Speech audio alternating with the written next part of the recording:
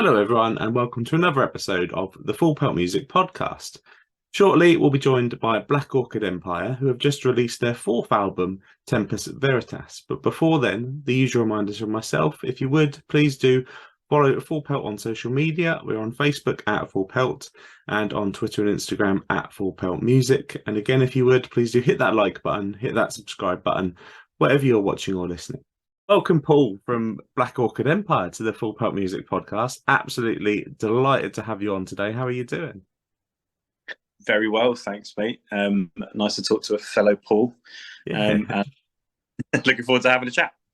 Yeah, most definitely. Obviously, really exciting time for the band. Your fourth album, Tempus Veritas, has come out about a month ago now. And all the reviews and all the reaction I've seen online has been immensely positive. Our review called it a masterpiece, and it's certainly one of my favourite albums of the year thus far. So is that reaction something that you've seen and felt as well? It's very, very kind of you.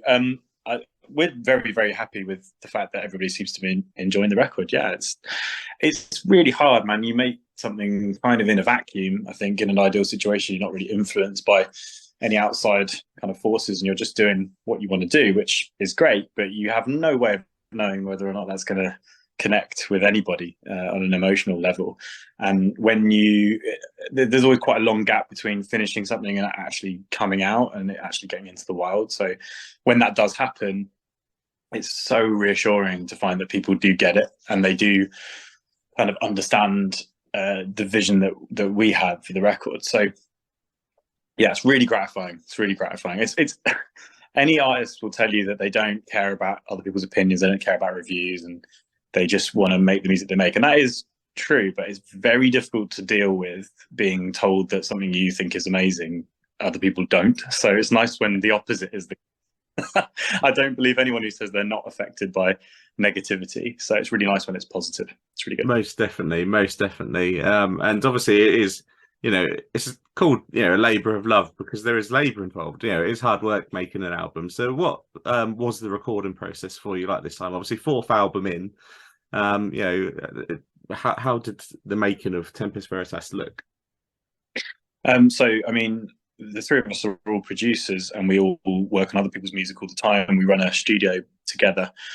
So we're quite used to the process of working on music and it being something that we do all the time. So it's interesting to see how our own process for our own band kind of works in a slightly different way from other people. We've actually had the opportunity to see how loads of different types of artists work, so it's kind of cool.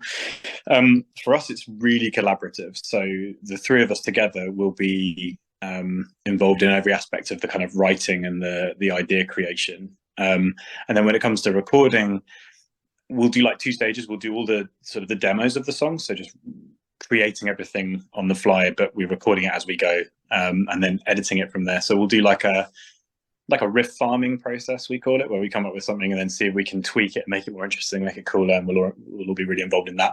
And then we'll put like demos down, and then at some point we record the drums as like the real deal drums, and then we'll record bass, then we'll record guitars, then we'll record vocals. But it's all in our control, so it's quite an easy process in some ways.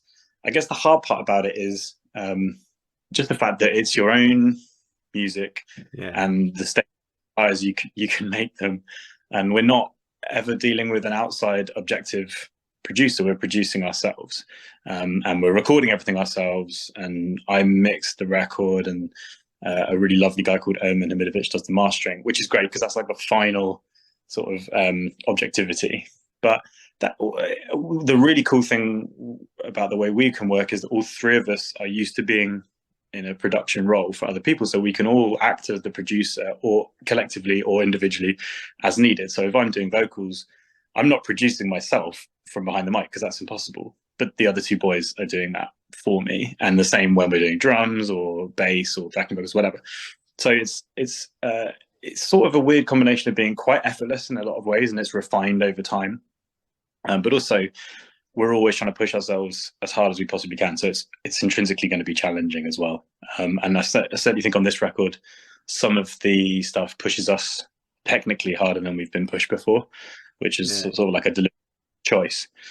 So yeah, we love that process. So don't misunderstand. It's really, really fun. But it's you've definitely got that kind of the burden of challenging yourself as much as you can.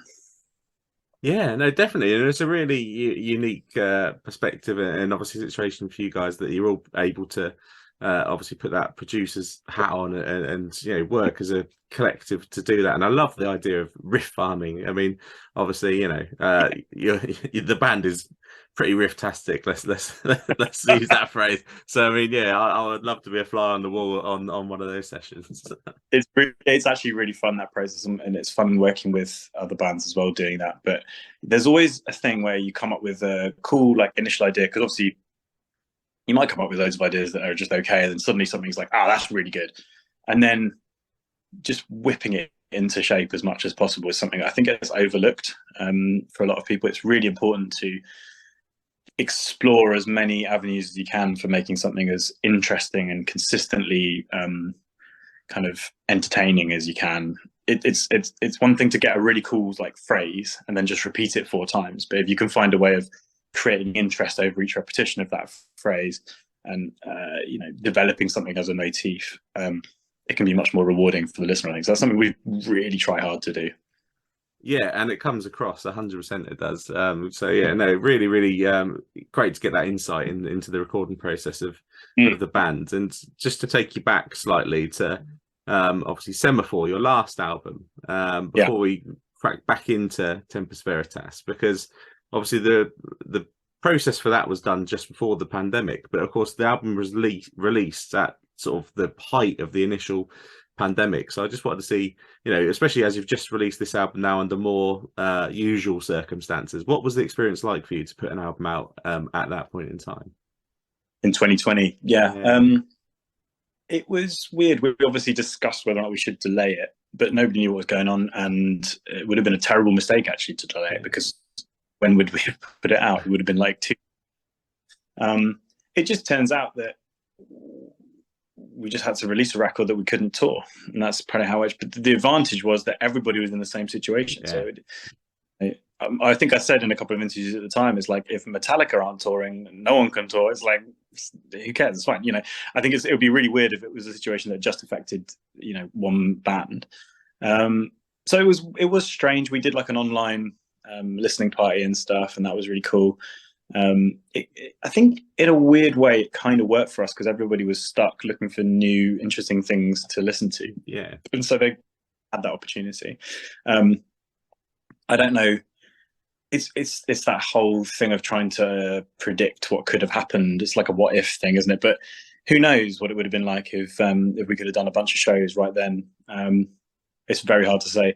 I think the main thing is we're super happy with the response we got for that record, and the follow-up is kind of following in its footsteps, I think. So what is the point of regretting anything like that? It's nothing we say. And I think we made the right decision in the end. I think it was exactly the right thing to do. So who knows? Yeah, no, precisely. And it was great for bands, especially because it came out, I believe, around June, July. So it was quite early in the pandemic, and a lot of bands around that time were postponing. So it was great as a music fan to have bands still willing to put some music out there, because obviously I think we were all quite hopeful that it wasn't going to last long at that point. So bands were postponing things for a couple of months in the hope that it would happen, and obviously it ended up being what it wasn't. So it's exactly right decision for sure. And obviously hopefully that gives now you're releasing Tempus Veritas, a new perspective really on what it's like to put an album, to be able to do it in better conditions again.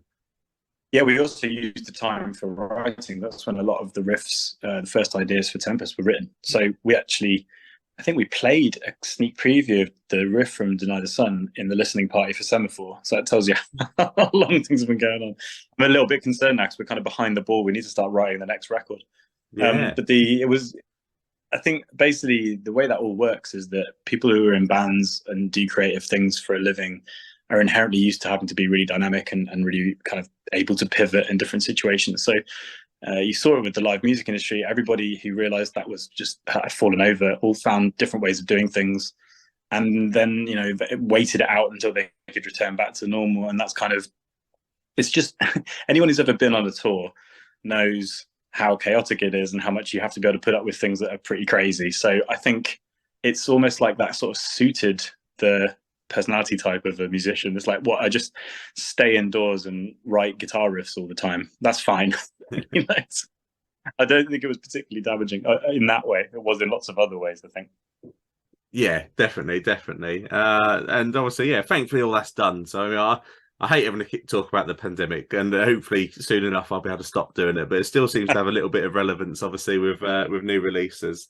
Obviously, another difference with Tempus Veritas for you is obviously you've worked with Season of Mist to put the album out. So what's that experience been like for you?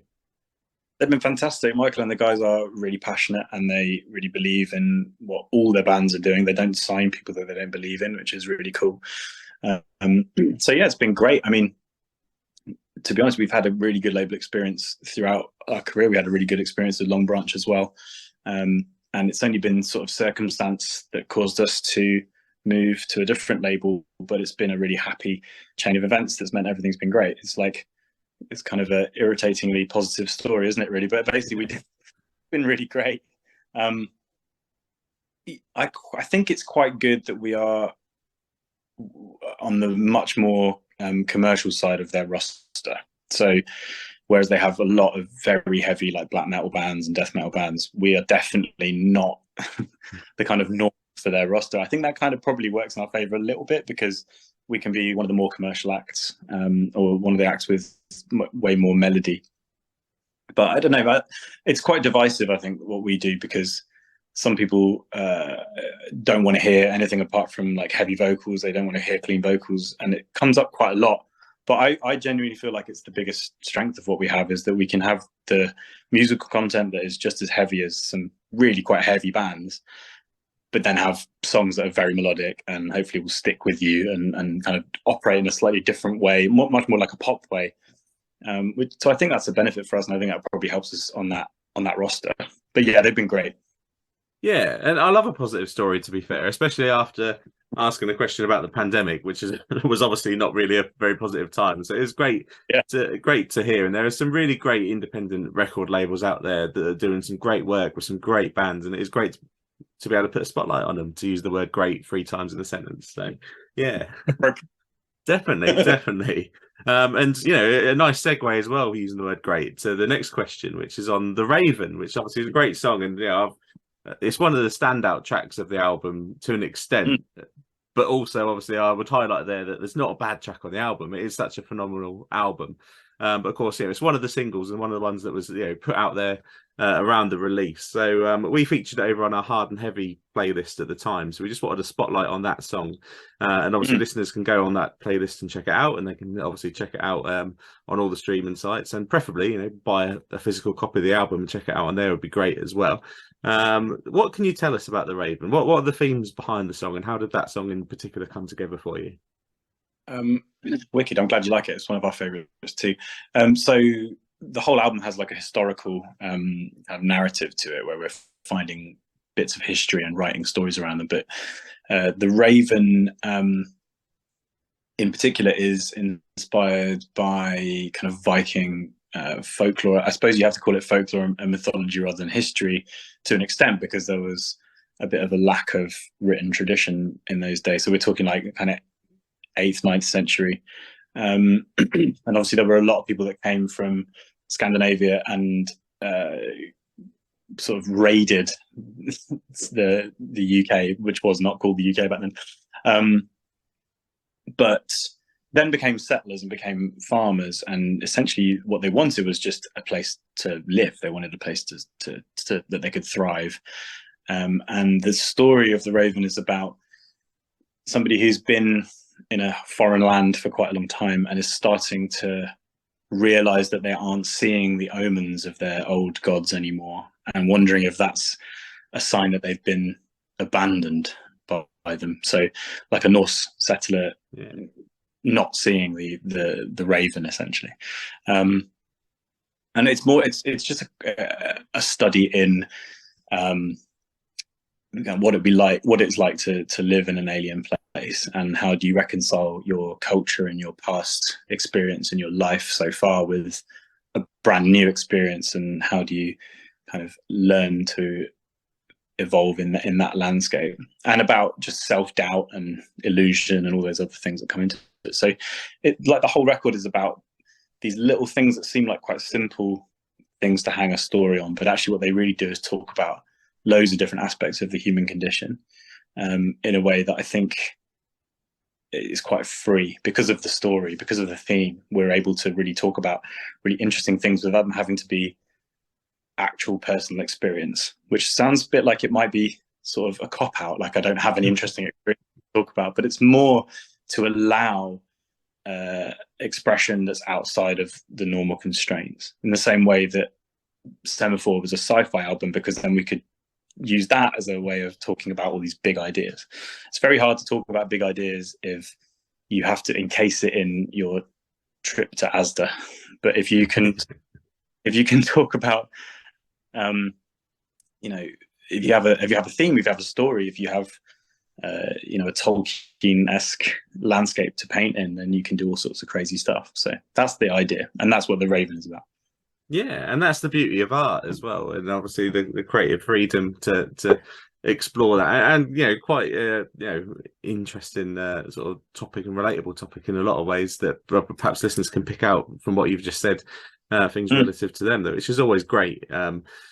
So I love to shine a light as well on the videos for songs, because it's a bit of a lost art. So I checked out the video for The Raven when it came out, and again, just a beautiful piece of art that really accompanies the song so well. So where did the concept for that video come from, and how did you go about putting it into practice, as it were?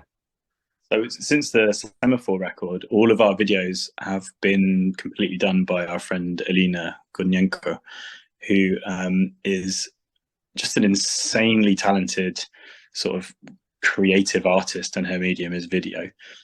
And all we do is send the lyrics and sometimes like a brief outline. And she just goes mad and does these crazy, amazing things. And then we get it back and we're like, this is amazing. So that definitely happened with The Raven, because we're not in that video. It's just a concept video, if you like. But I think that's for the best. Yeah. There's only so many you want to see a band in a warehouse in like a, we're in a dilapidated bit of urban decay again. But both Denied Sun and Raven were her work, and they're just outstanding. It's really, really cool. It's just nice to give someone freedom and say, look, this is it. Just do whatever you want to do for this, and we'll make it happen. Yeah, that was the plan. But yeah, it all came from her. It wasn't any of our kind of influence. We can't take credit for the beauty of that, I'm afraid. But we're certainly very happy with how it turned out. It's really cool. Yeah, it is. It's absolutely stunning piece of art, and obviously listeners can check it out on YouTube these days, because music TV is not really a thing anymore, so that's where everyone needs to head. And I definitely recommend that they do that, because it is absolutely stunning and fits the song so well, which is great. And as you say, videos are a lost art. These days it's always just let's find a derelict bit of land and record ourselves playing there, and that's it really. It's really hard now, because I think if you gave bands unlimited resource, they would make incredible things. It's more a function of the fact, especially in the micro kind of niche that we're all in, of like budgets being what they are. I mean, admittedly, making videos is a lot cheaper than it used to be, but you're still not going to spend like £50,000 making a video. You're not going to spend that making a whole album. You're not going to, nowhere near.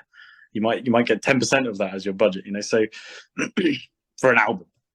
And then you've got to decide how to make that work. So I think if the losing of that art form, I don't think is a function of people not wanting to do it, weirdly. I think it's just becoming more and more difficult to justify the kind of expenditure that art form requires, because it's quite intensive and it usually takes a team of people. So unless you've got really lucky like we have, and you've got somebody that is really passionate about it and is just pulling in favors you can't believe to make things happen, then it's just really hard to do. I think that's the sad. It's weird, because in a lot of ways, the film and TV industry is having a kind of golden age. So it's weird that hasn't translated to the visual format for music. But I guess what's happening is the way music is consumed is changing a lot from how it did when videos were at their peak. And we've all got to remember as well that we're in just a ridiculously tiny flash in the pan in terms of the way things are now and the way things they were in like the 90s. The actual landscape we're in right now is something that is really only very recent, and even the entire sort of medium of recorded music is quite a recent thing in terms of like all human history. It's really, you could maybe call it 100 years if you're being generous of like recorded music, and so therefore comparing 1980 and 1990 and 2000 and 2010 is kind of crazy how different those decades have been, in terms of every single thing about the way music is consumed. And I've no doubt that will change again in the next 20 years. I try not to get too caught up in it was better before and it's different now, because it's always going to be the case. And it's like somebody who used to make horseshoes getting annoyed that no one wants them anymore. It's like they have cars now, so maybe horseshoe making isn't the one, but it doesn't mean it's not valuable. Yeah. So I think it's just about finding a way of making the most of the sort of the idiom you find yourself in, and that's what we've always tried to do. Yeah, definitely. And like you say, the type of people that sort of play in bands and are a part of the music industry are the creative types that will think outside the box to achieve like something that really should be unattainable. And obviously, being able to use the resources you got to put out a video as stunning as that is a great example. So listeners definitely need to go and check that one out. And hopefully a few listeners have checked out one of your shows recently. So obviously you played the inaugural Loom Fest down in Camden, and you played at KK's Steel Mill recently as well, supporting Empire. Obviously first sort of couple of shows since the release of the album. So how did the songs translate live? What was the reaction from the audience? Yeah, really good. Both we did Another Sun and we did The Raven, and they both went down really, really well. Raven's actually one of our favourite things to play. It's really, really fun to do. So I'm looking forward to doing that more and more. And obviously, for our kind of upcoming, we're doing a UK tour at the end of June, and we really want to include a few more of the songs from Tempus in that tour. It's hard if you're doing like an hour-long set, for example, you can't only focus on the new record. You've got to have stuff from everything. So, but I'd love to do like 3 or 4 tracks from it for sure. So I'm excited to see how stuff like Scarlet Haze is going to come across live. I think that could be really fun. But we've got to learn how to play it first. Always a challenge, definitely. So over on our sister podcast, the Discover New Music podcast, we have a regular segment on there, which doesn't normally come into this podcast, but I was keen to bring it in for you guys because I've always been intrigued by your set list. I'm a bit of a set list geek, and I can always see the bands that put, I feel, a bit of effort into it. Rather than just, let's just play what we've always played, maybe chuck one new song in there. You've always been quite brave and we've made this bit of art, we want to play it live. So the question from that segment, the main question is, how much importance do you place into the structure of a set list? And, have you got any rules that you tend to follow? Yeah, quite a few actually, because you ever have with music is contrast and dynamics. That's all you ever have. So something's only big if something small happened just before it, that kind of stuff. Yeah. And you have it within a song, so you have the journey of the song, and hopefully you have like a dynamic journey for that, and you have it within an album. And live is the same thing. It's just a collection of material that needs to take people on a journey. So there's a couple of like technical things, like you don't want to be doing too many like guitar changes and tuning changes and that kind of stuff. But aside from that, we try and make it so that the beginning and the ends are usually quite fixed. So we've opened with Singularity since 7/4 came out, and I can't see that changing somehow because it's just a really cool, like punchy way of opening. Yeah. And maybe we need to do the Tempest like opening music into Hydrogen or something like that. That could be cool. But I don't know. Yeah, I haven't thought about that actually. Because there's always opening music as well. You got to think about that.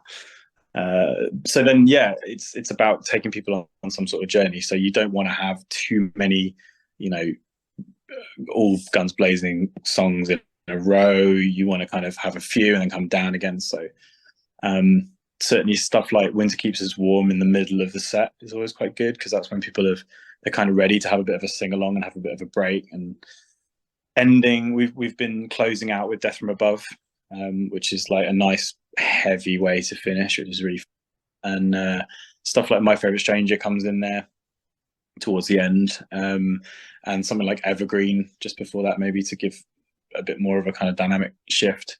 So yeah, we definitely think about that. And I have this kind of theory that the way show orders work and the way album orders work is quite often actually quite simple, because once you've decided how it starts and you decide how it ends, and you kind of can put a tent pole in the middle usually, and then it's sort of just maths of the way the first half and the way the second half goes, or something like that. There's usually some common sense you can use. I think as long as you don't just try chucking your hand in the bag of Scrabble letters and pulling out songs at random, then you'll be able to make sense of it pretty quick. So yeah, it's pretty obvious to us most of the time, I think. Yeah, no, it's excellent to hear. So I'm a massive setlist geek, and I've caught the band live a few times, and I've always been like, oh yeah, I can see that a bit of effort's gone into this. So that's great to hear. And obviously, so listeners need to come along and check out a show, because I have seen you guys, and it's always been a really enjoyable, really fun, great show when I have seen you. And obviously, the new album is fantastic. So if there's songs from that being played live, listeners need to come along. Obviously, you mentioned the June dates already. What else is kind of in the pipeline? Are there going to be festival appearances this summer, perhaps, or? Well, yeah, we're actually in the process of kind of booking stuff now. It's been a funny bit of timing. Because of just the timing of when the record comes out, and the timing of booking stuff in advance. So it's been a bit strange, but definitely, I don't know about that many festivals this year, but certainly like the back end of this year, we're going to do a lot more touring, and then hit the festival circuit much harder next year, I think will be the plan. It's always a little tricky to know how these things work, and I to be honest with you, the live music industry, especially in terms of around Europe as well, is in a very different place than it was a few years ago, and it's very tough to get out there. So you have to have a lot of things in place to make that happen. We, as with everybody else, have had so many tours postponed and things that have been cancelled, and so it has a knock-on effect. And I think there's a bit of a difference in the way people's psychology about going to live music events is as well. I think it's probably quite similar to how it used to be at the kind of top tier arena level, because you book your tickets to go and see Gojira, a year in advance or whatever, and it's a long-term thing. I think for bands at our level, it's a bit more last minute and a bit less commitment, is what I've been seeing. So yeah, there's all sorts of challenges, and those are the things we're going to work out. I didn't mean to make that sound like a really negative thing, but yeah, no. It's you've got to remember as music fans that bands love to play, but it's actually really challenging to make that happen. And there should be no doubt in anyone's mind that if they are seeing a band at anything underneath arena level, they are making some serious sacrifices and compromises to put that show on the road. And it's great when people can support that. It's really, really, really cool. So definitely. Yeah, absolutely. We're going to be doing lots and lots of stuff. It's all kind of being booked up at the moment, actually. So you'll have to keep your eyes peeled over the next few months. Definitely. And where the listeners need to do that, of course, these days is social media. And you make my life really easy, because I always like to give out the social media handles. And you've got the same social media handle across all the sites, which is great. So I haven't got to start going, right, there's an underscore there. And it's Black Orchid Empire. I mean, I'd like to think the listeners will be able to find that on their own. If they're aware of the band, they would search for the name. So yeah, quite easy to find. So listeners, do go and obviously follow the band across social media to stay up to date with everything coming from them. It is a really tough time in the industry, as you've said, especially on the live side. It's just a perfect storm. The pandemic, we had Brexit, obviously we've got a cost of living crisis. It is hitting hard. So perhaps listeners, if you're thinking of I'm really struggling, can't quite justify that £80 arena ticket, well, pop down to your local venue and see a couple of different bands, save a lot of money and have a great time over a couple of different nights. That'd be my suggestion. So yeah, obviously it's been an absolute pleasure chatting with you. Absolutely love Tempus Veritas, and the listeners do need to check that one out as well. Again, if they can, buy a physical copy. They're available from the band's website, so definitely try to do that. What would be your final message for the listeners today, Paul? Well, apart from just thanking you for those kind words and agreeing with them all.